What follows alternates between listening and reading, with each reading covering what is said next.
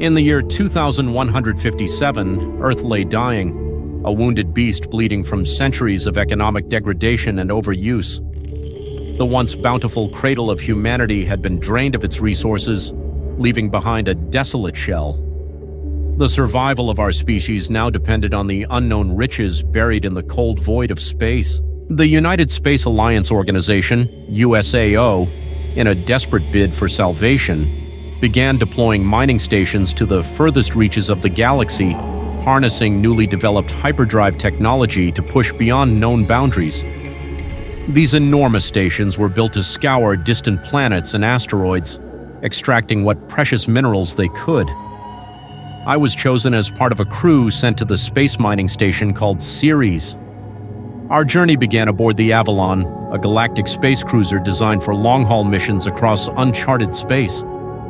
We were placed in hyperbolic sleep chambers, our bodies frozen in time as we crossed the barriers of space and time, drifting unconscious through the dark void.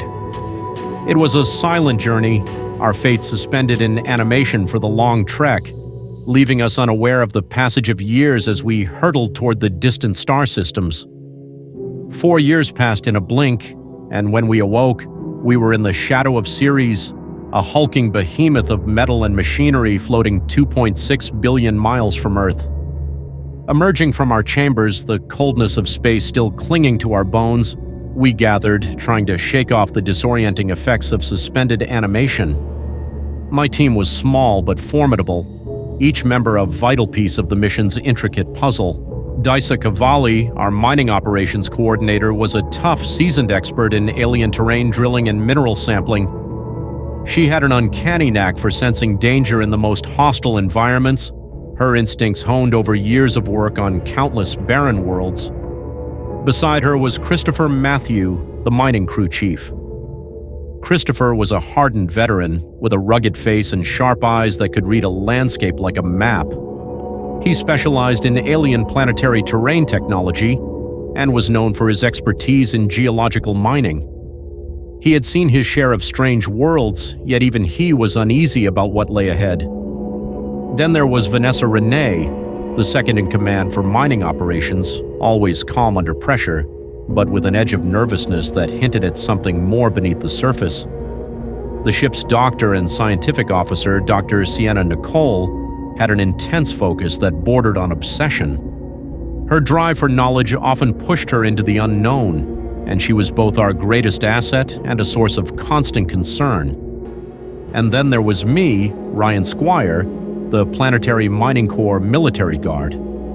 My job was simple: protect the crew, maintain order, and ensure that whatever nightmares we encountered out there didn't make it back to the station. We reached the Ceres space station, a colossal marvel of human ingenuity amidst the stars. Yet as we prepared for the next leg of our journey to Luna-Teshan RBO-47, an unspoken dread crept in. We loaded every piece of mining gear, from drills to the towering excavation vehicles, each item a testament to humanity's desperate grasp at survival. Technical equipment and supplies were meticulously checked and double-checked, but nothing could shake the unsettling feeling gnawing at us. Reboarding the Avalon, the atmosphere grew tense, each breath heavier as we drew closer to the planet's eerie, glowing surface. The planet loomed ahead, shrouded in a mist that seemed almost alive, as if it knew we were coming and was waiting for us. Our destination was a planet unlike any we had ever seen, Luna-Teshan RBO-47, a distant world in the Andromeda galaxy. It was an unknown, uncharted celestial body, its presence on our charts marked by only the faintest of signals. As we approached, the planet loomed large, its surface shimmering with an eerie, iridescent glow that seemed to beckon us closer. There was something strange about this world, something that sent a chill down my spine. It wasn't just the light or the strange, almost musical hum that seemed to emanate from it. It was something deeper, a sense that the planet itself was watching us, waiting. As we descended, the surface of Luna-Teshan RBO-47 pulsed with a rhythm that felt almost alive, like a heartbeat echoing through the fabric of space. The closer we got, the stronger the sensation became. It was as if the planet itself was breathing, each rise and fall of its surface a silent exhale that resonated through the hull of our ship. The air around us crackled with a strange energy, making the hairs on the back of my neck stand on end. We landed on this strange, vibrant world, and immediately an unspoken tension gripped the crew. The planet's surface was covered in a dense fog, swirling with a luminescent green mist that seemed to cling to our suits as we stepped out onto the soil. The ground beneath us felt strange, almost soft, as though it was not just dirt and rock but something more. It was unsettling, this feeling of being watched, and I couldn't shake the sensation that we had stepped into a trap, a predator's lair hidden beneath a veil of shimmering beauty. Luna-Teshan RBO-47 was a world of eerie extremes. One side, barren and rocky, stretched into seemingly lifeless terrain, while the other teemed with dense, unnatural vegetation. The contrast was unsettling, as if the planet itself pulsed with a sinister living force, watching, waiting. Something was terribly different here, a malevolent presence woven into its very essence. As we began our work drilling into the surface and taking samples, the planet's heartbeat grew louder, echoing through our suits, our bodies, our very souls. And in that moment I knew this was no ordinary mission. We were not just mining for resources. We were awakening something ancient, something that had been waiting in the darkness for a very long time. And whatever it was, it had sensed our presence. It seemed alive. Attention all surface mining crew. Vanessa, Dr. Sienna, Desa, this is Ryan. Come in. We've landed successfully on the planet's surface and the atmosphere is breathable. Officer Ryan, this is Desa. We're deploying the first mining robot to test the alien terrain. Disa, this is Vanessa. Dr. Sienna and I are riding in the alien terrain vehicle V-12. Keep us on your radar, thank you. Everyone, this is Christopher. Remember, this planet is unexplored. Be cautious. Find a good mining spot for minerals. Officer Ryan will monitor your progress from the air. While surveying the alien terrain, mining coordinator Vanessa's binoculars caught something strange. About 75 yards to the east, a dark cave mouth yawned open like a hungry maw. The air seemed to ripple around it, as if the cave was exhaling a cold, unseen breath.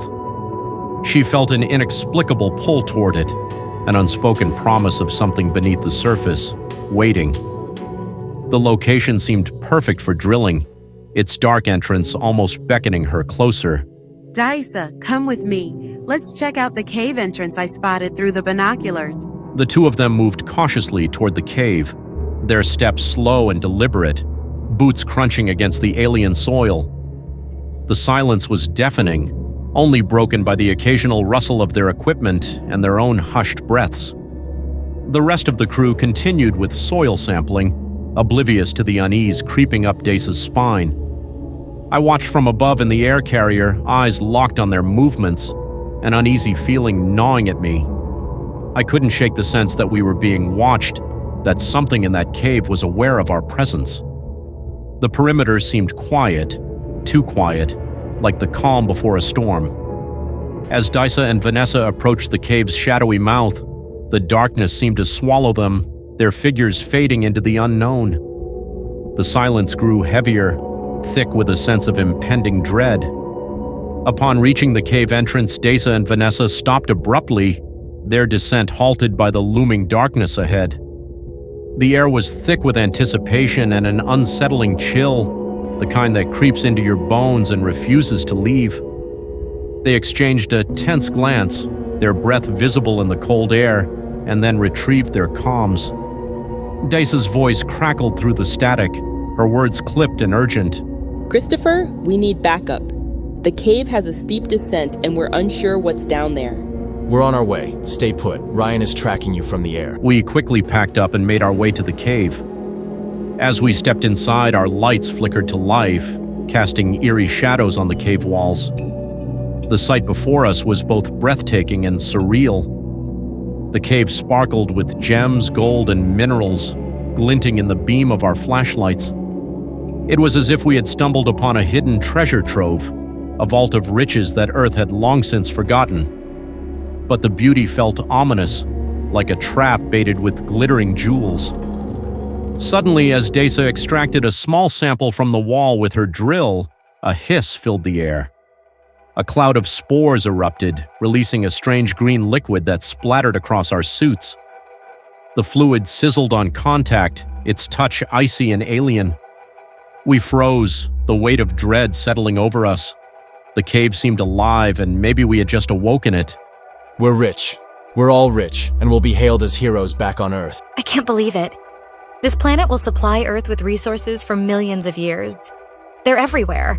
We decided to return to the Avalon, making our way back to the Ceres space station orbiting the planet. The journey was quiet, the crew lost in thought, still buzzing from the discovery of the cave's riches.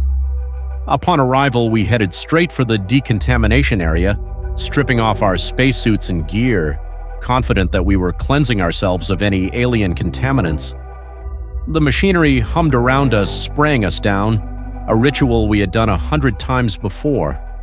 Once the process was complete, we gathered in the station's meeting room to discuss our findings. The excitement was palpable. Our voices overlapped as we spoke of the planet's vast resources and our plans for the next deployment. We were already imagining the wealth that Luna-Teshan RBO-47 could bring to a depleted Earth, our thoughts consumed by visions of gold, gems, and the promise of a future no longer defined by scarcity. We had no idea that even as we spoke, a new nightmare was unfolding just a few rooms away. The spores and the green liquid we had encountered in the cave had not remained dormant. Inside the decontamination chamber, something unnatural was happening. The spores were stirring, writhing, growing at an accelerated rate. The green substance bubbled and pulsed as if driven by an unseen force, spreading across the walls and floors of the chamber. Unbeknownst to us, our safe haven was becoming a breeding ground for something alien and alive. As we continued to discuss the logistics of the next mission, completely unaware of the danger, the spores began to morph and merge, coalescing into a gelatinous, throbbing mass. Slowly, that mass began to take shape, forming strange plant-like appendages that reached out as if searching for something or someone. The chamber that was supposed to protect us had become a nursery for an otherworldly terror. Minutes ticked by, and the organisms continued to grow, feeding off the very air we breathed, evolving at a frightening pace. They clung to every surface, expanding in size and complexity, a grotesque fusion of plant and rock that pulsed with a sickly green glow. Their tendrils crept along the walls, slithering like snakes, spreading outward, reaching for the edges of the room, and then, as if with a mind of their own, they began to move toward the exit. Meanwhile, we were still oblivious to the unfolding horror. Our conversation turned toward our plans for setting up a mining base on Luna-Teshan RBO-47. We debated the best locations, the safest routes, the most efficient ways to extract the planet's resources. Each of us had a vision of what this discovery meant, of how it would change our lives, of the accolades and wealth waiting for us back on Earth. But none of us could sense the creeping doom that had begun to infiltrate the station. The organisms twisted and writhed, splitting and multiplying, each one more grotesque than the last. They slithered toward the vents, driven by a relentless hunger, spreading like a virus through the veins of a dying host. The decontamination chamber couldn't contain them. They were coming for us. Slowly, they crept through the ventilation system, their movements marked by a faint wet slithering that blended into the station's constant hum. Suddenly, the lights flickered, casting eerie shadows on the walls. Panic surged as we realized the power was failing.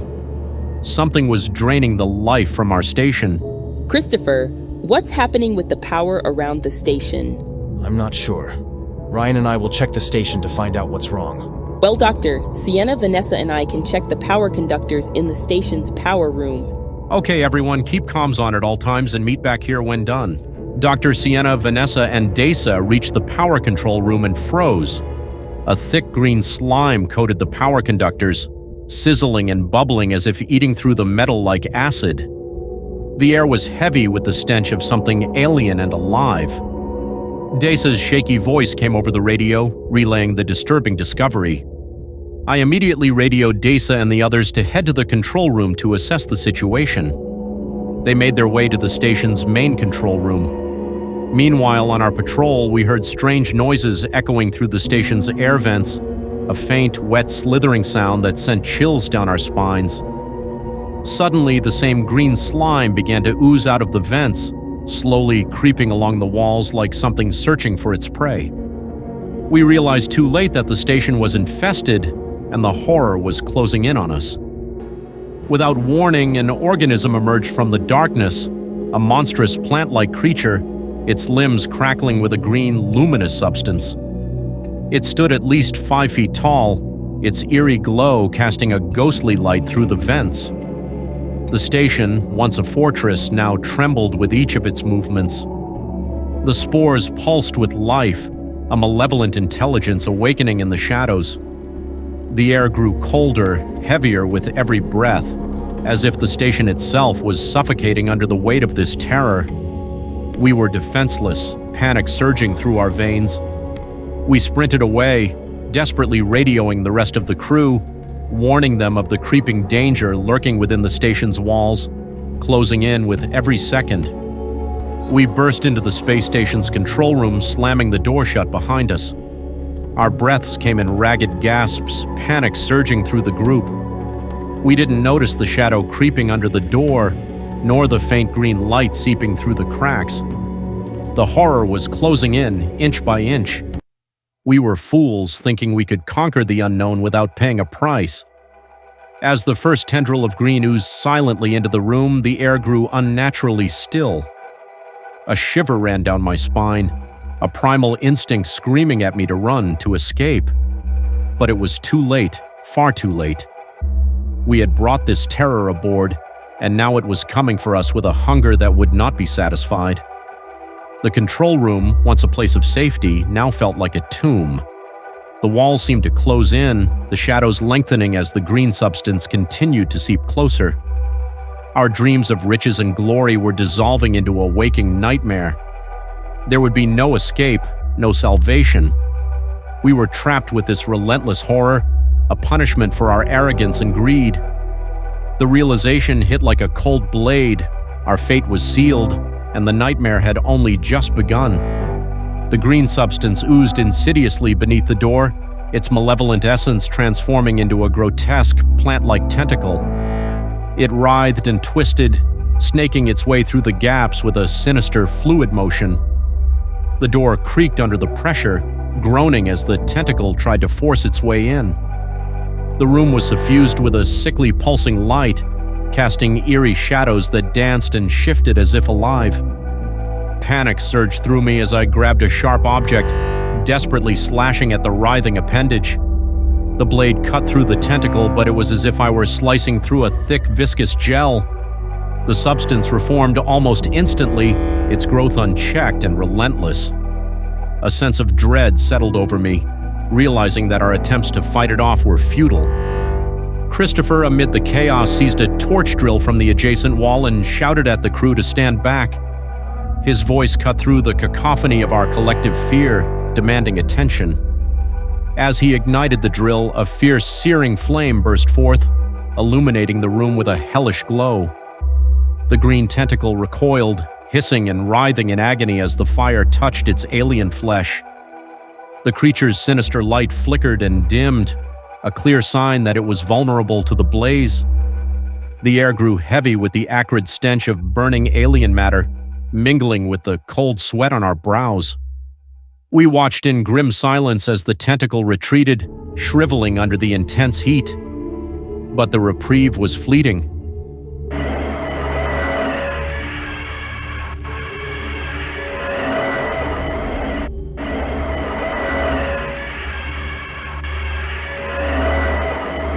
What on earth is that? I have no idea, but how did that thing get on board? Dr. Sienna, can you analyze this or explain what's happening inside the station? The organism appears to be a plant species related to the Venus flytrap, but more advanced. It can shift between liquid and solid states, feeding on energy or electricity. While vulnerable to fire on its outer layer, The spores likely mutated after absorbing radiation in the decontamination chamber. It seems to be in a defensive mode, similar to how white blood cells protect the human body. Dr. Sienna, why would the organism react this way? We haven't done anything to provoke an attack. Apparently we've done something wrong, I just don't know what. Her voice heavy with uncertainty. The truth loomed over us. Whatever we had unleashed, it came from that planet, and it could multiply. The spores were alive, evolving, adapting, and now hunting us. We huddled together, our minds racing as we debated our next move. Life support was dwindling.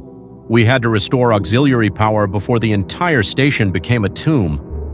The cold, suffocating darkness wrapped around us as we prepared to traverse the desolate halls. Every step felt like a countdown to disaster. We had no idea where the creature was hiding, or worse, how many of them were already lurking within the station's walls. The silence was deafening, broken only by the distant hum of failing machinery. Shadows shifted with every flicker of the dying lights, making the oppressive void around us feel like it was closing in. A growing sense of dread gnawed at the edges of my sanity. How many of these things were waiting, watching? The halls, once familiar, now seemed endless and twisted, like a maze designed to drive us mad. Christopher took charge, his voice low but steady, masking his fear. It sounded so simple, yet the weight of the unknown pressed down on us. The dark corners of the space station seemed alive, breathing with the malevolent presence of the creatures we had unknowingly brought aboard. As we moved through the hallways, every creak, every shift in the air felt like a warning. The vents hissed softly above, and I couldn't shake the feeling that something was watching us from the shadows, waiting for the perfect moment to strike. We clung to our weapons, though none of us knew if they'd be enough to stop what was lurking in the darkness. Suddenly, a faint scratching sound echoed from the walls. It was subtle, almost imperceptible, but unmistakable. We froze, exchanging glances, each of us straining to hear more. Then the sound came again, closer this time, like something dragging itself across the metal floors. "Keep moving," I whispered, though my legs felt like lead. My heart pounded in my chest as I struggled to focus on the task at hand. Restoring power was our only chance, but the thought of what could be waiting for us, what might already be following us, made every step a fight against the overwhelming urge to run. The temperature seemed to drop as we neared the auxiliary power core room. A strange, damp smell filled the air, like the stench of decay mixed with something unnatural. Dread settled in the pit of my stomach, and I knew deep down that the creatures were near. We reached the door to the auxiliary power core. Christopher punched in the access code, but the door hesitated before sliding open with a groan, revealing the cold, dimly lit chamber inside. The backup power systems blinked weakly in the gloom, barely clinging to life. Suddenly, a movement in the corner of my eye. I whipped my head around, heart seizing in my chest. There, just beyond the edge of the light, was a shadow, shifting, undulating. A pair of glowing green eyes flickered to life within the dark mass. Before I could scream a warning, the creature lunged. Its twisted form moved faster than I thought possible, its glowing tendrils writhing with hunger. Christopher swung the torch drill, the flame catching the thing's oily green body. It screeched, a blood-curdling sound that echoed through the halls, but it wasn't enough. The creature twisted, its tendrils wrapping around his leg, dragging him toward the shadows. Chaos erupted. The auxiliary power core room was suddenly alive with movement, creatures slipping from the vents in the walls surrounding us. Panic surged through me as I fired my weapon, but the laser array barely slowed them down. We have to go, now. Dr. Sienna's eyes wide with the realization that we were running out of time. The creatures were everywhere, closing in from all sides. We had no choice but to flee, abandoning the auxiliary power core and retreating into the dark, winding corridors, hoping against hope we could still make it back to the Avalon alive. We were trapped in a space-borne nightmare. The creatures were multiplying, evolving, and there was nothing we could do to stop them. Their twisted forms were shifting again, grotesquely molding into something disturbingly humanoid. Dr. Sienna, her voice strained with disbelief, surmised that the spores had begun mimicking our DNA. All it took was for them to latch onto our spacesuits while we were on the planet. We had unknowingly invited our destruction. Desperation gripped us as we raced to the upper level of the space station, slamming every door behind us and barricading ourselves in. But it felt futile. We knew the creatures were already claiming the lower levels. Through the control room's monitors, we watched in horror as they took root, literally, embedding themselves into the station's structure. Their nest, a grotesque pulsating mass, had begun to grow along the inner hull, a plant-like monstrosity that twisted and spread like a disease. The sight of it made my skin crawl. The station was no longer ours. In the dim, flickering light of the upper control tower, we huddled together, trying to catch our breath and figure out what to do next. The air felt heavy, almost suffocating, as if the creatures themselves were squeezing the life out of the space around us. The station's oxygen levels were dropping and power was failing rapidly. The Avalon, our only means of escape, was on the opposite side of the station, seemingly a lifetime away. We're running out of time, Christopher muttered, glancing at the dwindling power reserves. His voice was calm, but his eyes betrayed the terror that had begun to sink in. The creatures were relentless, and it was only a matter of time before they found a way into the upper levels. Dr. Sienna, pacing nervously, paused to examine the station's schematics, her voice trembling with uncertainty. But we all knew the risks. The creatures had infested the lower levels, and there was no telling how many were waiting for us in the dark. Vanessa stood at the window, staring out into the black void of space. Every hallway, every corner was a potential death trap. The creatures were learning, adapting, growing stronger. I could feel their presence, lurking in the shadows just beyond the walls. The space station, once a marvel of human achievement, had become a tomb. Our tomb, if we didn't act soon. If we can reach the space station's docking area, we might be able to activate the series docking bay emergency systems, using the ship's heat and clear a path to the Avalon. We can't stay here. We'll suffocate or freeze before help ever comes, if it even can. Vanessa, we can do this if we work together. We have to try. We either sit here and wait to die, or we fight our way to the docking bay and give ourselves a chance. and if we can't make it, then we make sure we don't go down without a fight. I gripped my weapon tighter. Words hung in the air, fragile but hopeful. It was a gamble, but one we had no choice but to take. Christopher glanced at me, his face grim. I met his gaze, the weight of our situation settling into my chest like lead. We gathered what little equipment we had left, preparing ourselves for what felt like a suicide mission. The station groaned ominously, as though it was alive with the malevolent force of the creatures. Every breath felt heavier, colder, and the silence that once brought peace now felt like the calm before a deadly storm. As we moved toward the door, the last barrier between us and the infested station below, a faint scratching echoed through the walls. The creatures were close. I could feel them watching, waiting. And as we prepared to face the horrors lurking in the darkness, a single chilling thought ran through my mind. We were no longer the hunters. We were the prey. Weapons in hand, Vanessa, Desa, Dr. Sienna, Christopher, and I stepped out of the upper control room, the weight of fear pressing down on us like a suffocating blanket. The hallway ahead was cloaked in darkness, the flickering lights casting jagged shadows along the walls. Each step echoed in the emptiness, amplifying the low, rumbling noise that seemed to pulse through the station's veins. We moved cautiously, hearts pounding, eyes darting into every shadow. For a moment, the coast seemed clear, too clear. The silence hung in the air, almost mocking. Then, as we approached the main corridor doors, a creeping dread settled in my gut. Something wasn't right. With a violent hiss, the doors slid open, releasing a thick, putrid green mist that billowed toward us like a living thing. It wrapped around our legs, clinging to the air like poison. Instinctively, we backed away, but it was too late. The spores were here. Panic spread through the group like wildfire. Vanessa was the first to react, her scream cutting through the silence as she stumbled back, eyes wide with terror. Before us, the mist began to shift, moving in sickening patterns as the spores within it intertwined and multiplied.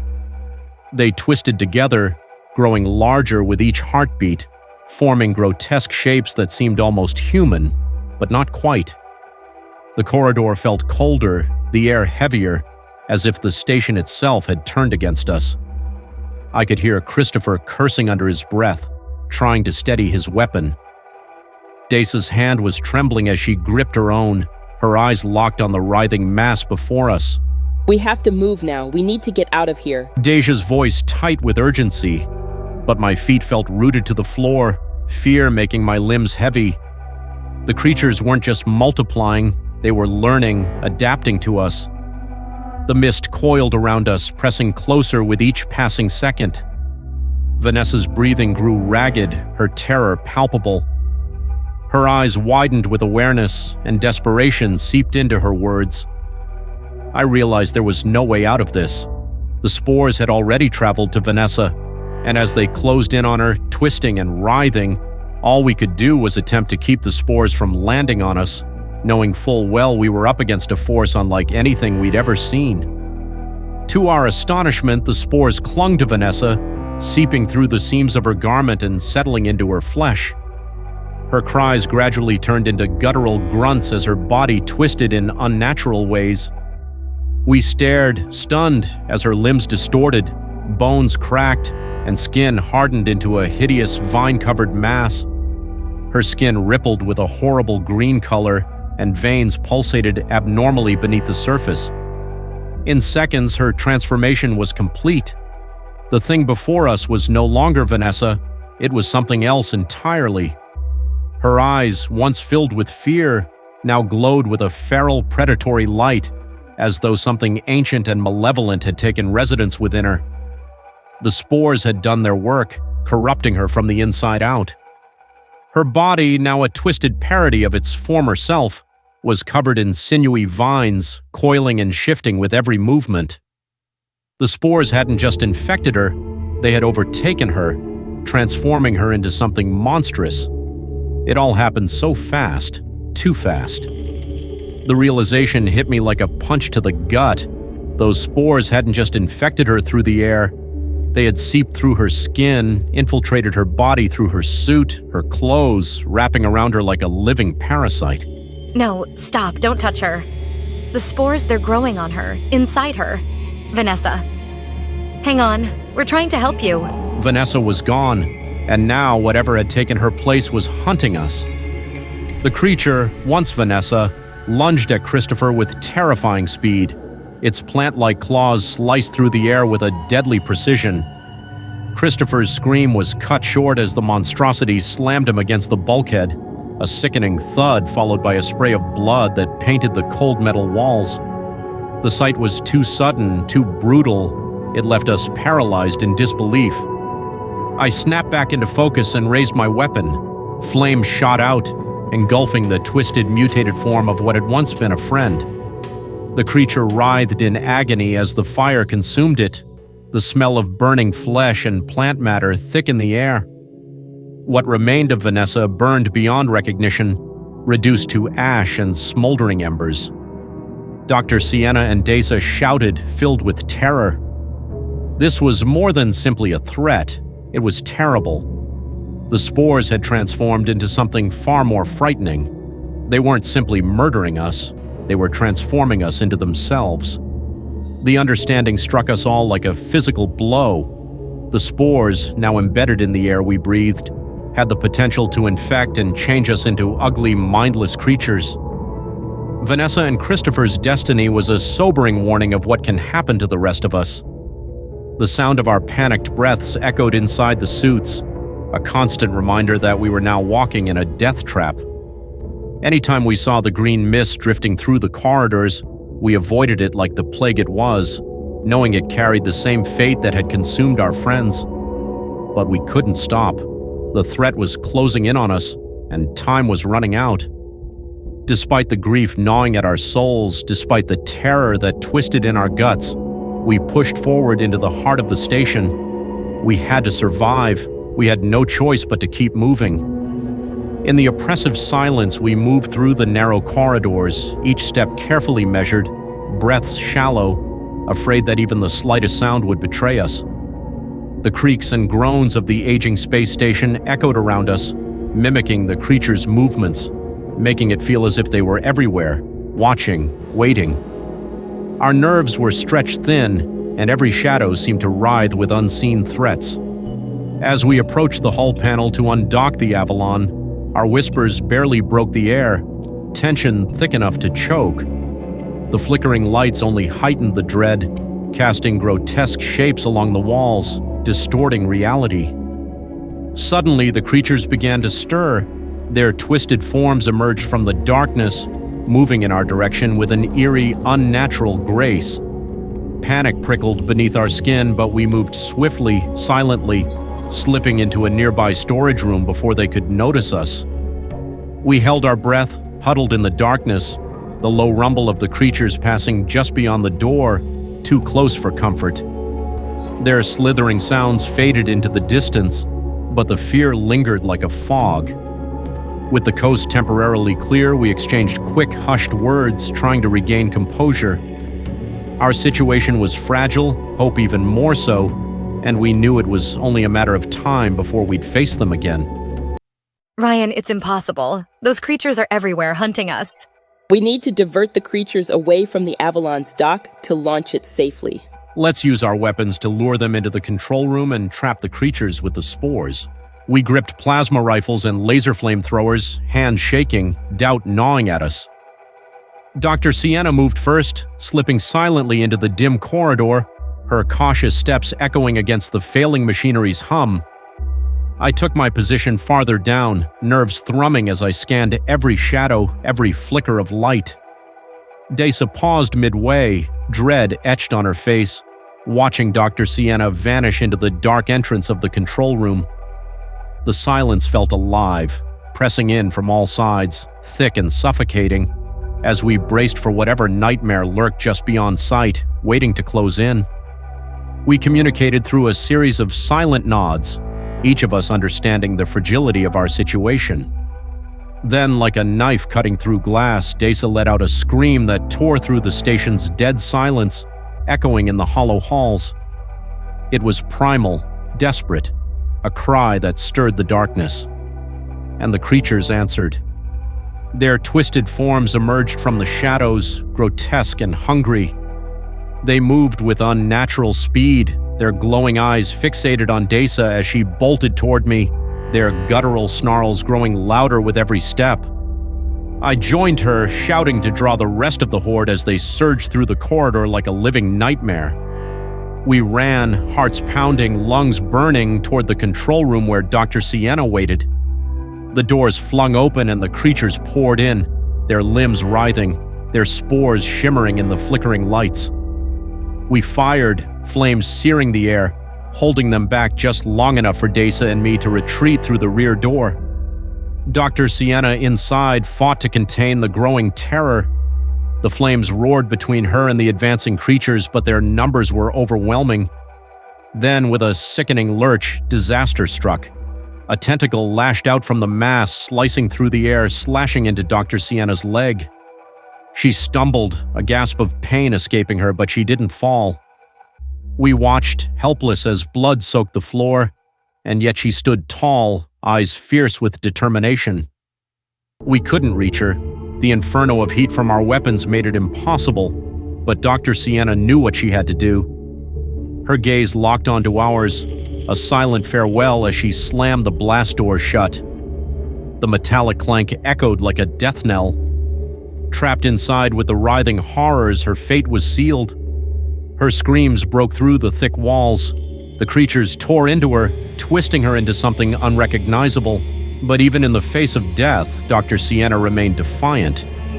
Her hands, trembling but resolute, reached for the emergency controls. With her final breath, she initiated the Avalon's launch sequence, ensuring our only chance of survival. As the creatures clung to her, ripping her apart, she gave one last desperate push. The control room's outer locks disengaged, and the entire section of the station was blasted into the freezing void of space. Dr. Sienna and the creatures were swallowed by the blackness, vanishing into the endless abyss. For a moment, all was still. The only sound was the hollow hum of the station, and then silence. We had survived, but the weight of that victory hung heavy in the air. Dr. Sienna's sacrifice had bought us time, but the cost was unbearable, her screams still echoing in our minds. We were alive, but the true nightmare had only begun. In stunned silence, Desa and I moved through the desolate halls, haunted by Dr. Sienna's sacrifice. Her screams still echoed in our minds. We were the last survivors, inching toward the Avalon, desperate to escape the doomed Ceres space station and the horrors lurking in its shadows, knowing death could find us any moment. Ryan, I can't believe this. Everyone is gone, and remnants of those creatures are still lurking in the station. How can we possibly survive? Disa, I know it feels impossible, but we must stay focused on reaching the Avalon and getting back to Earth. We moved in silence, the halls of the Ceres space station warping into a maze of horrors. Each corner felt like it held death. At last, we reached the space dock where the Avalon sat, poised to carry us into the cold void.